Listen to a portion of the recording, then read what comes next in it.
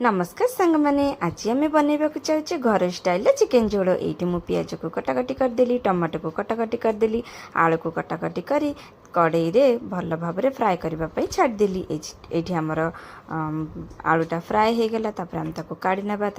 कड़ई रे आउ टिके तेल नहीं से जीरा टिके पकेबा कटा पियाज को पकेबा कटा पियाज को भल भाव फ्राए करनबा ये पियाज लाल लाल हो आसला बेलू आम हल्दी पाउडर लंका पाउडर लुण पकईकि भल भाव कषि नेबा तापरे टमाटर ऐड करके आउ टिके कषि नेबा तापरे टमाटर टिके सिझी सारा पर अदा रसुण पेस्ट पकईकि भल भाव कषि नेबा जेमती कि तार कंचा स्मेल रहइबो नाही। एठी कंचा स्मेल जीबा पई मु अल्प पानी देकी ताको फुटीबा पई छाड़देली तापरे एठी हमर प्रायतः मसला रेडी हो जाइतिला तापरे सेथिरे मु चिकेन मसला ऐड करदेली जीरा पाउडर ऐड करदेली आउ धनिया पाउडर को भी ऐड करदेली तापरे भल भाव कषिदेली तापरे कषा कषि सरला परे एठी मु चिकेन को भल भाव मैरिनेट करके रखिदेली ताकू मु एठी ऐड करदेली।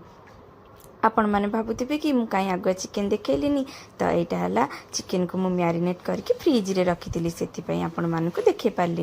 ये भल भाव कषा कषि कषाला से आलू को ऐड करदेली आलू को ऐड कर कभर करनेली कहीं आलू टिके सिझिबार थिला आ चिकेन भी टिके सिझिबार थिला 10 मिनट पर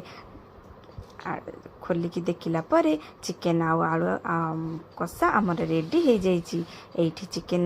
पूरा रेडी हो जाइए तापर अल्प पानी देकी ताको फुटीबा पई छाड़ी नबा तापर से गरम मसला धनिया पत्र पकईकि आम सर्व करवा घर स्टाइल चिकेन झोल जोटा कि मोर फेवरेट आपण मानकर भी फेवरेट। एठी वीडियो को मु एंड करूची भल लागुतिले निश्चय लाइक सब्सक्राइब कर देबे। जय जगन्नाथ।